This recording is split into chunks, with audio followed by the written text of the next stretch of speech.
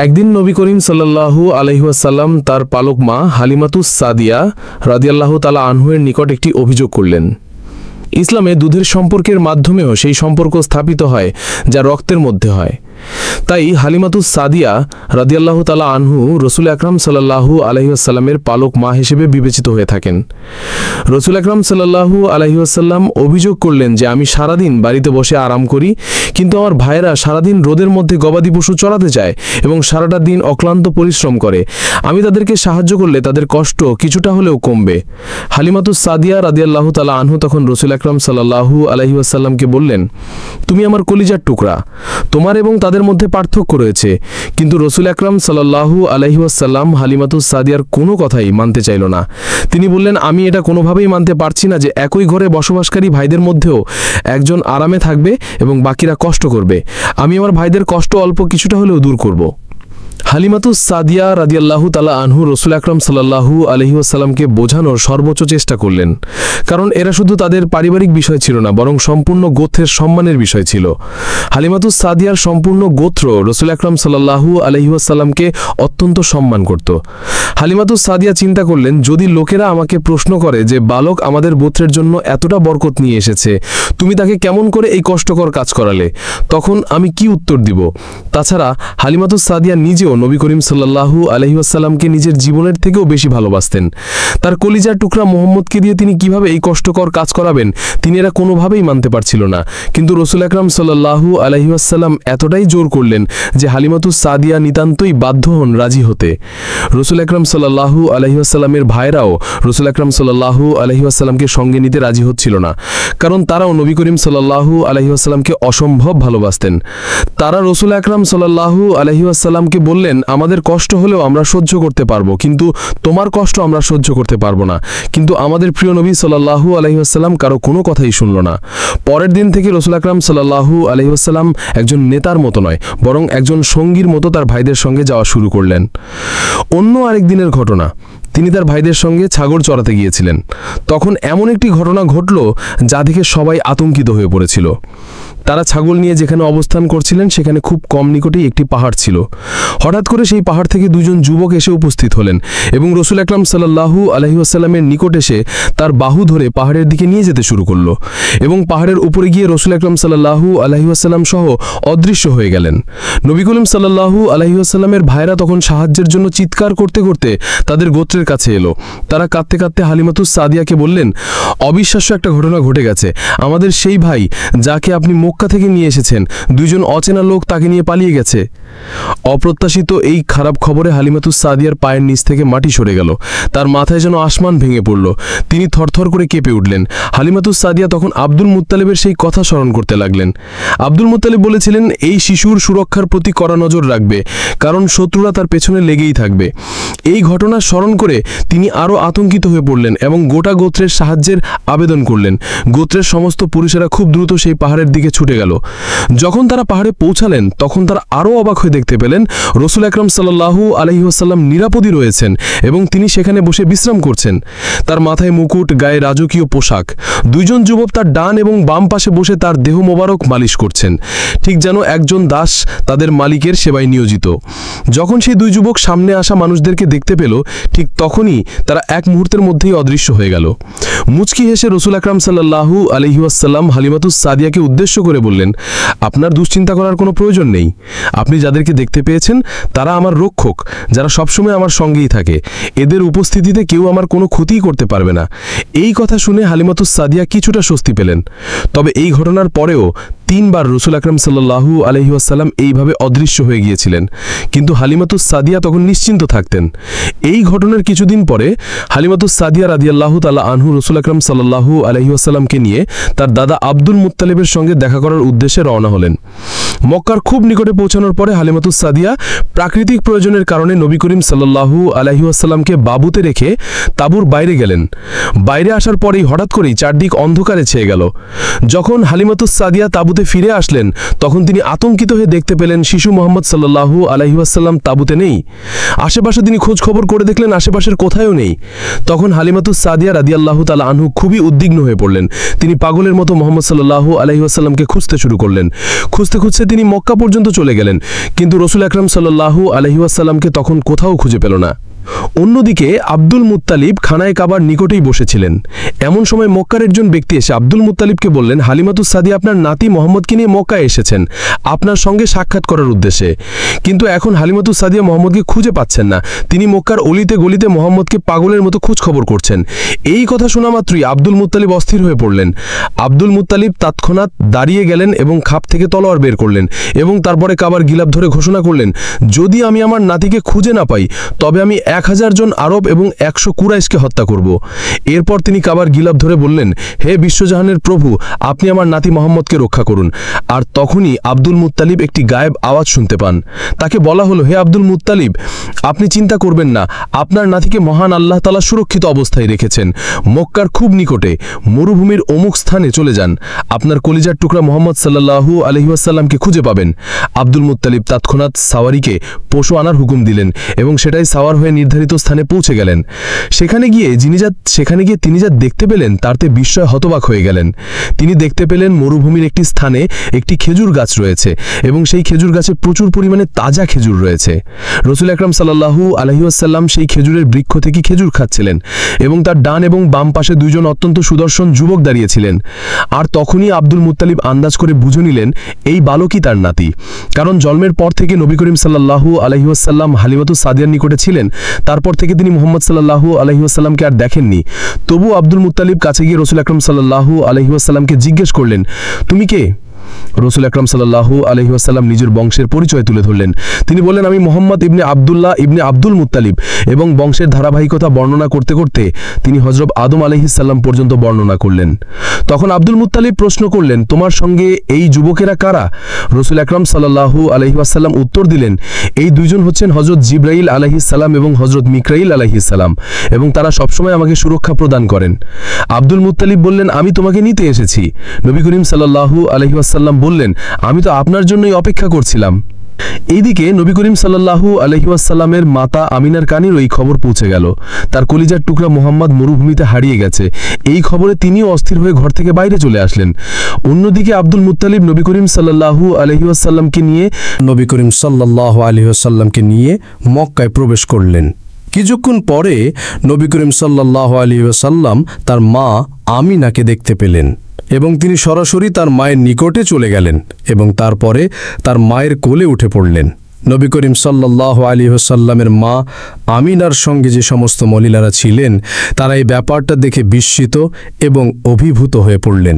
যে বালক জন্মের মাত্র 8 দিন পর থেকে তার মাকে আর দেখেনি, সে বালক কিভাবে এত আত্মবিশ্বাস এবং নিশ্চিন্তার সঙ্গে তার মায়ের কোলে চলে গেল, এটা ভেবে সবাই খুব বিস্মিত হলো। এই সময় হালিমাতুস সাদিয়া রাদিয়াল্লাহু তাআলা আনহাও নবী করিম সাল্লাল্লাহু আলাইহি ওয়াসাল্লামকে খুঁজতে খুঁজতে সেখানে এসে উপস্থিত হলেন। নবী করিম সাল্লাল্লাহু আলাইহি ওয়াসাল্লামকে দেখে তার দেহে যেন প্রাণ ফিরে এলো। তিনি দৌড়ে নবী করিম সাল্লাল্লাহু আলাইহি ওয়াসাল্লামের নিকটে গেলেন এবং তাকে জড়িয়ে ধরলেন। তখন আব্দুল মুত্তালিব বললেন, হে হালিমাতুস সাদিয়া, তোমাকে মুহাম্মাদের সুরক্ষা আরও বাড়িয়ে দিতে হবে, কারণ আজ মক্কায় ইহুদিদের একটি দল এসেছে। তারা যদি কোনো ক্রমে এই ঘটনার কথা জানতে পারে তবে তারা মুহাম্মাদের অবস্থান সম্পর্কে অবগত হয়ে যাবে। হালিমাতুস সাদিয়া প্রতিশ্রুতি দিয়ে বললেন, আমি আমার নিজের জীবন দিয়ে হলেও আমার কলিজার টুকরা মুহাম্মাদকে রক্ষা করব। এরপর বেশ কিছুদিন মক্কায় অবস্থান করার পরে হালিমাতুস সাদিয়া রাদিয়াল্লাহু তাআলা আনহা নবী করিম সাল্লাল্লাহু আলাইহি ওয়াসাল্লামকে নিয়ে তার নিজের গোত্রে ফিরে গেলেন। আর এইভাবে ধীরে ধীরে সময় অতিবাহিত হয়ে যাচ্ছিল। নবী করিম সাল্লাল্লাহু আলাইহি ওয়াসাল্লামের পাকাপাকিভাবে মক্কায় চলে যাওয়ার সময় এসে উপস্থিত হলো। হালিমাতুস সাদিয়া রাদিয়াল্লাহু তাআলা আনহা পাহাড় সমান কষ্ট বুকে নিয়ে নবী করিম সাল্লাল্লাহু আলাইহি ওয়াসাল্লামকে নিয়ে মক্কার উদ্দেশ্যে যাত্রা শুরু করলেন। আগামীকাল থেকে তার কলিজার টুকরা মুহাম্মদ আর তার সঙ্গে থাকবে না, এটা ভেবে হালিমাতুস সাদিয়ার বুকের পাঁজরগুলো যেন একদম ভেঙে যাচ্ছিল। অন্যদিকে আব্দুল মুত্তালিব এবং নবী করিম সাল্লাল্লাহু আলাইহি ওয়াসাল্লামের মা আমিনা নবী করিম সাল্লাল্লাহু আলাইহি ওয়াসাল্লামের ফিরে আসার অপেক্ষায় ছিলেন। নবী করিম সাল্লাল্লাহু আলাইহি ওয়াসাল্লাম মক্কায় ফিরে আসবেন, এই আনন্দে তারা আবির্ভূত ছিলেন। আব্দুল মুত্তালিব হালিমাতুস সাদিয়াকে অনেক পুরস্কার দিলেন। হালিমাতুস সাদিয়া রাদিয়াল্লাহু তাআলা আনহা ফেরার সময় অনেকক্ষণ নবী করিম সাল্লাল্লাহু আলাইহি ওয়াসাল্লামকে জড়িয়ে থাকলেন। এরপর নবী করিম সাল্লাল্লাহু আলাইহি ওয়াসাল্লামকে কপালে চুমু দিয়ে যাত্রা শুরু করলেন। তার চোখ দিয়ে যেন অশ্রুর বন্যা বয়েই যাচ্ছিল। হালিমাতুস সাদিয়ার মনে হতে লাগল তার বুকটা যেন একদম খালি হয়ে গেছে, তার পৃথিবীটা শূন্য হয়ে গেছে। তিনি ডুকরে ডুকরে কাঁদতে লাগল। অন্যদিকে নিজের সন্তানকে এতদিন পরে কাছে পাওয়ার আনন্দে আমিনা ছিলেন পৃথিবীর সবচেয়ে সুখী মানুষ। এতদিন তার এই কোল শূন্য ছিল, কিন্তু আজ তার পুত্র মুহাম্মদ তার শূন্য কোল পরিপূর্ণ করে দিয়েছে। নবী করিম সাল্লাল্লাহু আলাইহি ওয়াসাল্লাম তার মায়ের নিকটে মাত্র 1 বছর থাকার সুযোগ পেলেন। যখন নবী করিম সাল্লাল্লাহু আলাইহি ওয়াসাল্লাম 6 বছরে পা রাখলেন, সেই সময় কোনো এক রাতে জনাবে আমিনা তার স্বামী আব্দুল্লাহকে স্বপ্নে দেখতে পেলেন। স্বপ্নে তার স্বামীকে দেখে তিনি খুবই আবেগপ্রবণ হয়ে উঠলেন। সকালে ঘুম থেকে ওঠার পরে তিনি আব্দুল মুত্তালিবের নিকটে গিয়ে বললেন, আমি মদিনায় গমন করতে চাই, সেখানে আমার মা বাবা রয়েছেন, তাছাড়াও সেখানে আমার পুত্র মুহাম্মদের পিতা আব্দুল্লাহর কবর রয়েছে, আমি সেই কবর জিয়ারত করতে চাই। আব্দুল মুত্তালিব অনুমতি দিলেন। আমিনা তখন রাসূল আকরাম সাল্লাল্লাহু আলাইহি ওয়াসাল্লাম ও দাসী উম্মে আইমান এবং এক দাস, 3টি উট এবং প্রয়োজনীয় জিনিসপত্র নিয়ে রওনা হলেন। এই ছোট্ট কাফেলা মক্কা থেকে মদিনার উদ্দেশ্যে যাত্রা শুরু করল। সফর শেষে তারা মদিনার বনু নাজ্জার গোত্রের নিকট পৌঁছে গেল। এই গোত্রই ছিল নবী করিম সাল্লাল্লাহু আলাইহি ওয়াসাল্লামের নানা বাড়ির গোত্র। এটাই সেই গোত্র যারা নবী করিম সাল্লাল্লাহু আলাইহি ওয়াসাল্লামকে মক্কা থেকে মদিনায় হিজরত করার পরে আশ্রয় দিয়েছিল এবং নবী করিম সাল্লাল্লাহু আলাইহি ওয়াসাল্লামকে সার্বিক সহযোগিতা করেছিল। বিবি আমেনা 1 মাস এই গোত্রে অবস্থান করলেন এবং তার স্বামী ও রাসূল আকরাম সাল্লাল্লাহু আলাইহি ওয়াসাল্লামের পিতা আব্দুল্লাহ কবর জিয়ারত করলেন। সেখানে কিছুদিন অবস্থান করার পরে তিনি মক্কায় ফিরে যাবার ইচ্ছা প্রকাশ করলেন। মদিনা থেকে মক্কার উদ্দেশ্যে এই ছোট্ট কাফেলা আবারও যাত্রা শুরু করল। মদিনা থেকে প্রায় 100 কিলোমিটার দূরত্বে পৌঁছানোর পরে বিশ্রাম করার উদ্দেশ্যে কাফেলাটি যাত্রাবিরতি করল। তারা যে স্থানে যাত্রাবিরতি করেছিলেন সেই স্থানটি বর্তমানে আবওয়া নামে পরিচিত। পুনরায় যাত্রা করার মতো অবস্থা তার আর ছিল না। ছোট্ট এই কাফেলাটি এখানে অবস্থান করতে থাকে এবং আমেনার অসুস্থতা ক্রমেই বাড়তেই থাকে। অবশেষে সেখানে আমেনা ইন্তেকাল করেন। ইন্না লিল্লাহি ওয়া ইন্না ইলাইহি রাজিউন। মাত্র 6 বছর বয়সে রাসূল আকরাম সাল্লাল্লাহু আলাইহি ওয়াসাল্লামকে মায়ের বিচ্ছেদের আঘাত সহ্য করতে হয়েছে। আমেনাকে গভীর শ্রদ্ধার সঙ্গে সেই স্থানে দাফন করা হয়। উম্মে আইমান 6 বছরের মুহাম্মদ সাল্লাল্লাহু আলাইহি ওয়াসাল্লামকে নিয়ে মক্কার দিকে যাত্রা শুরু করলেন। উম্মে আইমান মুহাম্মদ সাল্লাল্লাহু আলাইহি ওয়াসাল্লামকে নিয়ে মক্কায় ফিরে আসেন এবং তাকে তার দাদা আব্দুল মুত্তালিবের জিম্মায় দিয়ে দেন। এরপরে রাসূল আকরাম সাল্লাল্লাহু আলাইহি ওয়াসাল্লাম আরও 1 বছর তার দাদার সঙ্গেই থাকেন। যখন হযরত মুহাম্মদ সাল্লাল্লাহু আলাইহি ওয়াসাল্লাম 7 বছরে পা দিলেন, তখন একটি উল্লেখযোগ্য ঘটনা ঘটে। এই ঘটনায় রাসূল আকরাম সাল্লাল্লাহু আলাইহি ওয়াসাল্লাম এমন কিছু উপহার লাভ করেন যে উপহার বাকি জীবন রাসূল আকরাম সাল্লাল্লাহু আলাইহি ওয়াসাল্লামের সঙ্গেই ছিল। ঘটনাটি হলো, একবার নবী করিম সাল্লাল্লাহু আলাইহি ওয়াসাল্লামের দাদা আব্দুল মুত্তালিব বাণিজ্যের উদ্দেশ্যে সিরিয়ায় গমন করেছিলেন। এমন সময় ইয়েমেনের বাদশাহ সাইকুম মক্কা আক্রমণে ঘোষণা দেন এবং তিনি এটা বলেন যে মক্কাকে তিনি তার শাসনের অভিভুক্ত করেই নেবেন। যখন আব্দুল মুত্তালিব বাণিজ্য শেষ করে মক্কায় ফিরে আসলেন, তখন তিনি জানতে পারলেন ইয়েমেনের বাদশাহ দূত পাঠিয়ে মক্কা আক্রমণের ঘোষণা দিয়েছেন। মক্কার মানুষেরা আব্দুল মুত্তালিবের নিকটে এসে তাদের বিপদের কথা বললেন। আব্দুল মুত্তালিব মক্কার মানুষের নিরাপত্তা নিশ্চিত করতে চাইলেন এবং তিনি বললেন, আমি নিজে ইয়েমেনের বাদশার নিকটে যাব এবং আমি আশা করছি তাকে আমি এটা বোঝাতে সক্ষম হব যে মক্কা মহান আল্লাহ তাআলার সম্মানিত শহর, এখানকার মানুষের উপরে কোনো ধরনের কর আরোপ করা কিংবা অন্যায় করা উচিত হবে না। তিনি ছোট্ট একটি দল প্রস্তুত করলেন এবং মক্কা থেকে ইয়েমেনের উদ্দেশ্যে রওনা দিলেন। যাওয়ার আগে তিনি তার পুত্রকে ডেকে মুহাম্মদ সাল্লাল্লাহু আলাইহি ওয়াসাল্লামকে সঠিকভাবে যত্ন নেওয়ার কথা বলে গেলেন। তিনি আরও বললেন, যদি আমি ফিরে আসার পরে শুনতে পাই তোমরা সঠিকভাবে মুহাম্মাদের নিরাপত্তা বিধান করনি, তবে আমি পিতা হয়ে পুত্রদের বিরুদ্ধে অস্ত্র ধারণ করব। এরপরে আব্দুল মুত্তালিব তার কাফেলা নিয়ে ইয়ামেনের উদ্দেশ্যে রওনা হলেন। অন্যদিকে ইয়ামেনের বাদশাহ তিনি তার সৈন্যদেরকে কঠোরভাবে নির্দেশ দিয়েছিলেন, আমি কিছুদিন একান্ত বিশ্রাম করব, আমার বিশ্রাম শেষ হলে আমি মক্কার ব্যাপারে সিদ্ধান্ত নেব। আমার বিশ্রামের সময় আমার বিশ্রাম মহলে কেউ যাতে প্রবেশ করতে না পারেন, এমনকি আমার সন্তানরাও নয়। অন্যদিকে আব্দুল মুত্তালিব তার কাফেলা নিয়ে কয়েকদিনের মধ্যেই যাত্রা শেষ করে ইয়ামেনে পৌঁছে গেলেন। অতঃপর তিনি রাজপ্রাসাদে চলেও গেলেন এবং একটি সৈন্যকে বললেন, তোমাদের বাদশাকে এই সংবাদ দাও, আমি মক্কা থেকে তার সঙ্গে সাক্ষাতের উদ্দেশ্যে এসেছি এবং তাকে এটাও বলবে আমার নাম আব্দুল মুত্তালিব। তখন সৈন্যটি বলল, আমাদের বাদশাহ এখন বিশ্রামে রয়েছেন, উনি নির্দেশ দিয়েছেন তাকে যেন বিরক্ত না করা হয়। এখন আমি যদি এই খবর নিয়ে যাই তবে বাদশাহ আমাকে হত্যা করবেন। সৈনিকের এই কথা শুনে আব্দুল মুত্তালিব সেই সৈনিকের হাতে 100 স্বর্ণমুদ্রা দিয়ে বললেন, এটা আমার পক্ষ থেকে পুরস্কার, আমি প্রতিশ্রুতি দিচ্ছি যে তোমার কোনো ক্ষতি হবে না, যদি হয় তবে আমি নিজ দায়িত্বে তা পূরণ করে দিব। এত পরিমাণ স্বর্ণমুদ্রা সেই সৈনিক কোনোদিন স্বপ্নেও দেখেনি। এই পরিমাণ স্বর্ণমুদ্রা দেখে সেই সৈনিক এক মুহূর্তের জন্যই ভুলে গেল সে কত বড় ঝুঁকি নিচ্ছে। সে প্রাসাদের ভেতরে প্রবেশ করলো এবং দেখতে পেল বাদশাহ বিশ্রাম করেছেন। সেই সৈনিক বলল, জাহাপানা, মক্কা থেকে একজন সম্মানিত ব্যক্তি এসেছেন এবং তিনি আপনার সঙ্গে সাক্ষাৎ করার অনুমতি প্রার্থনা করেছেন। বাদশাহ যখন জিজ্ঞেস করলেন সেই ব্যক্তির নাম কি, সৈনিক বলল তার নাম হলো আব্দুল মুত্তালিব। নামটা শোনার সঙ্গে সঙ্গে ইয়ামেনের বাদশার মনে হলো তিনি যেন আগন্তুকের জন্যই অপেক্ষা করেছেন। অথচ বাদশাহ বলেছিলেন, আমি বিশ্রাম নেওয়ার সময় যদি কেউ আমাকে বিরক্ত করো তবে আমি তাকে হত্যা করব, এমনকি সে যদি আমার পুত্র হয়। ইয়েমেনের বাদশাহ তার সেই কথা ভুলে গেলেন। তিনি সৈনিককে বললেন, তাকে সম্মানে আমার নিকটে নিয়ে আসো। ইয়েমেনের বাদশার এমন কথাই বোঝা গেল মক্কা আক্রমণের পরিকল্পনার পিছনে তার কোনো উদ্দেশ্য ছিল। তার নিকটে মক্কা থেকে কোনো ব্যক্তি আসবে তিনি যেন সেটার জন্যই অপেক্ষা করেছিলেন। এইদিকে সৈনিক আব্দুল মুত্তালিবের নিকটে এসে বলল, বাদশাহ আপনার সঙ্গে দেখা করতে সম্মত হয়েছেন, আপনি ভেতরে চলুন। সৈনিক নিজেই বিস্মিত ছিল।